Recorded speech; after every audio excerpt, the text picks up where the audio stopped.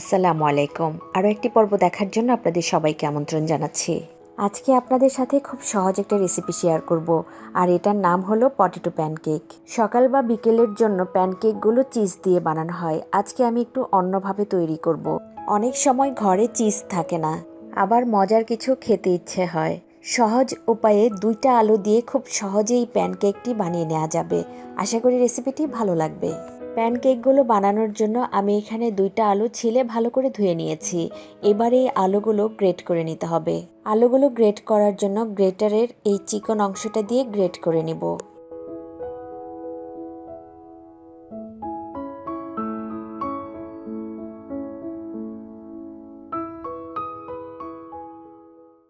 এই যে আলুগুলো এরকম চিকন হবে। আলু 2টা গ্রেট করে নিয়েছি। আলু গ্রেট করার সাথে সাথেই কিন্তু পানি দিতে হবে, নয়তো আলুগুলো কালো হয়ে যাবে। আমি এখানে পর্যাপ্ত পরিমাণে একটু পানি দিয়ে নিচ্ছি। আলুগুলো আমি একবার ধুয়ে নিব। এবার আলুগুলো খুব ভালো করে পানি চিপে একটা বাটিতে নিয়ে নিচ্ছি।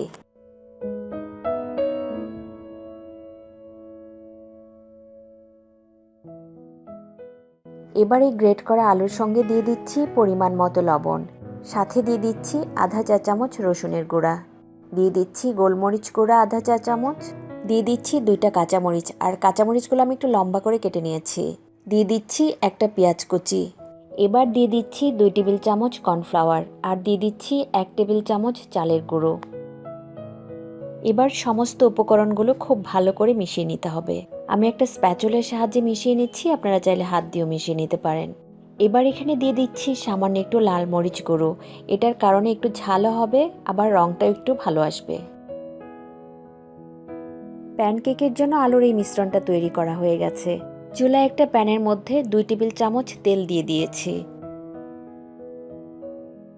এবার এই গরম প্যানের মধ্যে আগে থেকে আলুর যে মিশ্রণটা করে রেখেছিলাম সেই আলুর মিশ্রণটুকু দিয়ে দিচ্ছি। একটা স্প্যাচুলার সাহায্যে এভাবে একটু চেপে চেপে পাতলা করে দিতে হবে।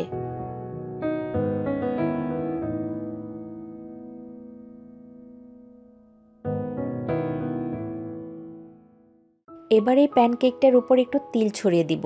আমি এখানে প্রায় 2 চা চামচের মতো তিল নিয়েছি, সেই তিলটুকু আমি এইভাবে একটু ছড়িয়ে দিচ্ছি। প্যানকেকটা ভাজার সময় চুলার আঁচ কিন্তু একেবারেই লোতে থাকবে। একটা পাশ যখন ভাজা হয়ে যাবে প্যানকেকটা উল্টিয়ে দিব। এরকম লাল করে ভেজে নিতে হবে। আমি এই পাশটাও ভেজে নিচ্ছি। প্যানকেকটা হয়ে গিয়েছে, এবার আমি চুলা থেকে নামিয়ে নিচ্ছি। এবার একটা ছুরির সাহায্যে প্যানকেকটা কেটে নিচ্ছি। প্যানকেকের উপরটা কিন্তু বেশ ক্রিস্পি হয়েছে, আর ভেতরটা কিন্তু সফট হবে। এবার যে কোনো সস দিয়ে খেতে ভালো লাগবে। আশা করি এই রেসিপিটি আপনাদের ভালো লেগেছে। আবারও কথা হবে নতুন কোনো রেসিপি নিয়ে। সেই পর্যন্ত সবাই খুব ভালো থাকবেন এবং নিরাপদে থাকবেন। আল্লাহ হাফেজ।